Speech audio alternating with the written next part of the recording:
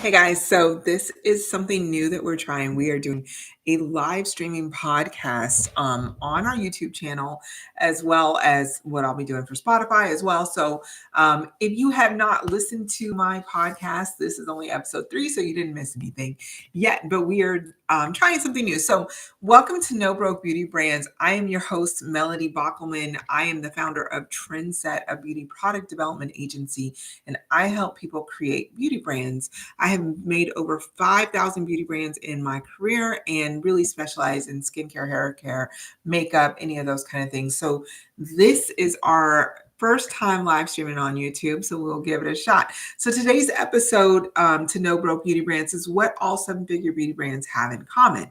So I have, as I said, developed over 5,000 beauty brands and have really noticed a couple of things. There is a mindset that goes along with creating beauty brands as well and creating a successful business, almost any kind of business.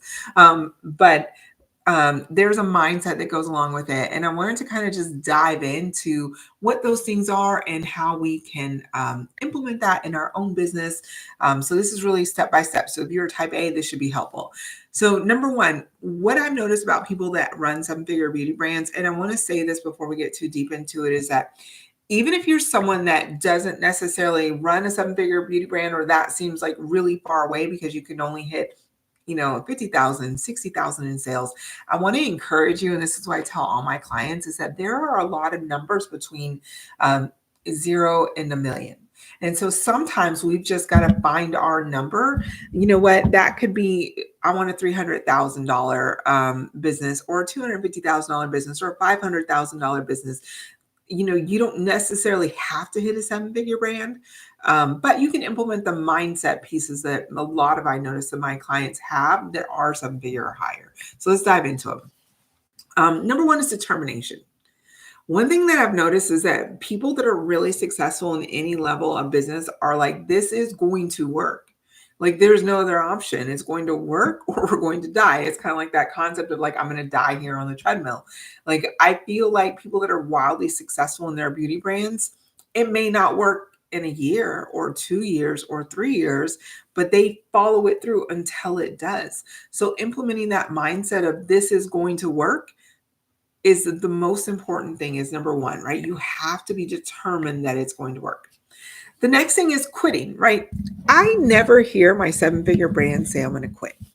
And I work with a lot of them, people that are running 1 million, 3 million, 7 million, 10 million brands. They never say that they're going to quit. What they do say is, I'm going to pivot. I'm going to take a step back. I'm going to rest for a little bit, especially when life happens, but they never say I'm going to quit. Now, inevitably, I work with more people that never make it to seven figures, and constantly it's, I'm going to quit. I'm going to quit. This is too hard. I could do something different. I thought this was going to be easier. And they do, and they quit. So one of the things I like to say in our community is be here next year. And why do I say that? Because I've noticed that it actually takes about 3 years for a brand to really get traction. And if you're willing to quit the first time it gets hard, because listen, building a beauty brand, negotiating product development, working with suppliers, working with on your logo design, getting everything trademarked, getting your design, learning how to sell online is way different than most people anticipate. And sometimes I just don't think that they quite realize what they got themselves into. So, but one of the things I love to say is be here next year. It's like, yes, there's going to be obstacles. Yes, there's going to be things that get you in trouble. Yes, your supplier is going to mess up everything. Yes, that product is going to be delayed. Yes, it's going to get stuck in customs. Like whatever the yes is, it's going to happen. But being willing to say, you know what? It doesn't matter. No matter what, I'm going to make this a success. And then doing that is the thing that makes things really, really impactful. So number one is determination. Make sure it's going to work. Number two is quitting. Like they don't quit, right? Number three is focusing on the core things that move your needle forward in your business. Now, for most beauty brands, I split it in two parts. The first is product development, and the second is marketing. And the reason I do that is because it's really hard for a lot of, especially new entrepreneurs, to conceptualize marketing when they're so hung up on the name and the product and the formula and the pricing and learning the language of the industry that it's almost really impossible for them to really separate it out.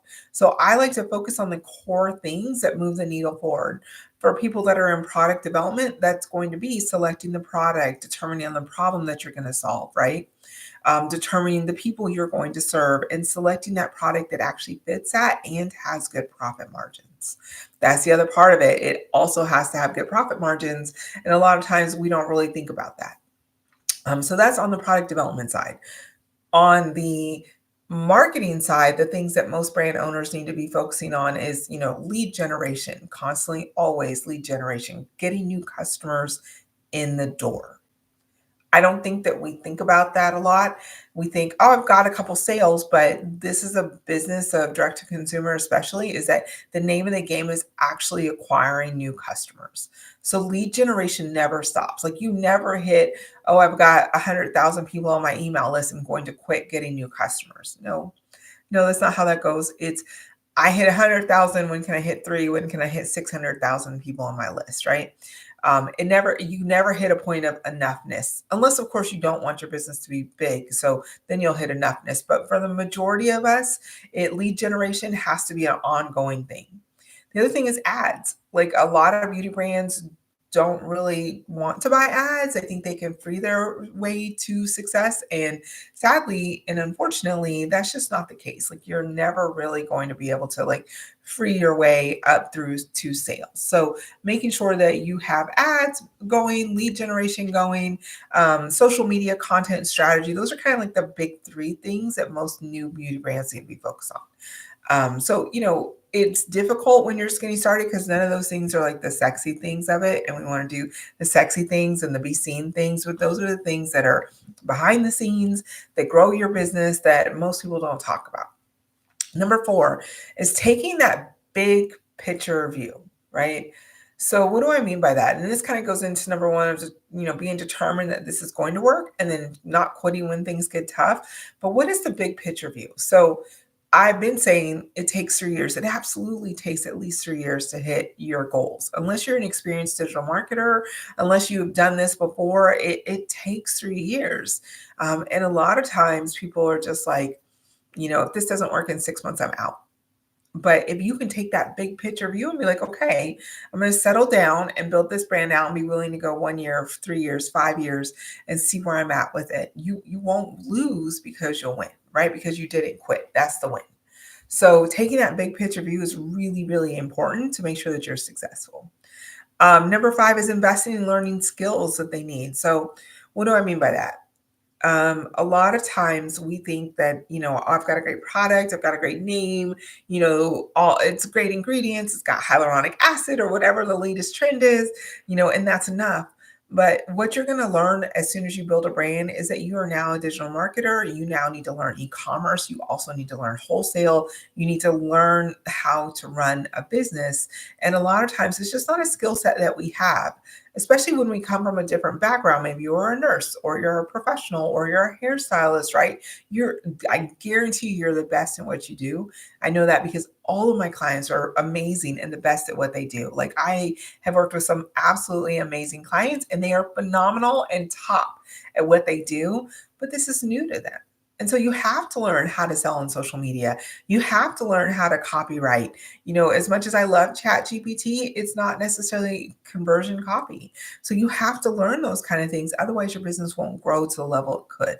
So being willing to invest in those sorts of things, and invest in coaching and invest in like skill sets. So, maybe you learn social media from one person, you learn, profit margins and the business side of it from another person, and knowing that that's part of what has to happen. It's almost like entering a college. You have to be in college in order to learn these kind of skill sets, because I can guarantee you that if you've never run an online business or you've never run this type of business, you're going to have a large learning curve. And the right coach, the right mentor, the right programs can absolutely shortcut that for you.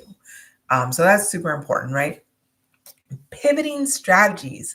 Number 6 is pivoting strategies. So what I love to talk about is this, is that when I started my brand, I've been selling online for a very long time. I started selling in college. So I was selling, I had an e-commerce brand that I ran while I was in college. I went to Howard. So you'd see me at Eastern Market selling products. We had a website. Yes, SEO was the only way to get clients. So I'm SEO certified.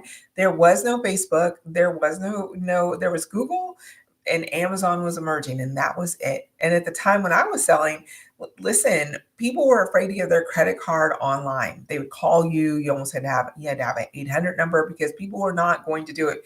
And we had those machines, the ones that you would make like the photocopies of their credit cards. We had that machine. That was fun. Anyways, the point of this is that you have to pivot strategies. If you're playing the long game, if you're going to be here for a long time, new things are going to emerge, and your mindset has to be, oh, this is exciting. Let me be an early adopter and learn it. Right? There can't be this, oh, I'm too old to do it. There can't be this, I don't know how to do it. There can't be the whatever. You have to learn it. So when I started, Facebook came along, Instagram came along, now it's TikTok.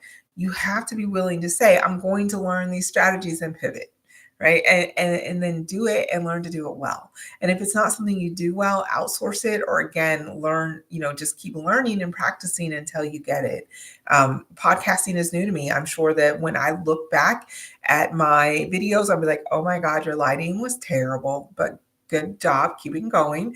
And you could have done X, Y, and Z better, and you sound really breathy, and next time, blah, blah, blah, blah. But it doesn't matter, right? Because I won't learn any of that if I don't actually get started in doing the work. So pivot strategies as new things emerge, learn new things, and be excited about it. Just act like you're going back to college, because honestly, you are.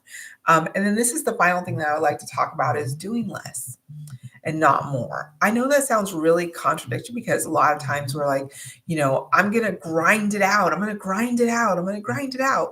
And it doesn't work.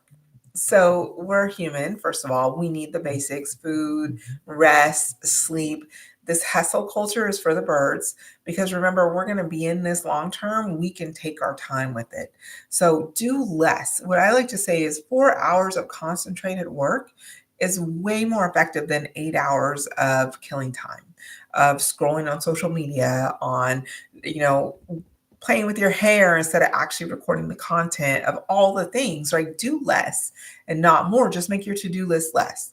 So how I like to prioritize and is really important. My coach taught me this: is first money-making activities. For beauty brands, it's going to be marketing activities, your emails, your social media content, your ads. Those things are going to be really important. Then if you have clients or customers, customer service will be super important, right? And then you can get to the admin work of your business. But prioritizing those things, doing them well, but doing one thing at a time. Hey, ADHD people or multi-passionate people, I'm the same.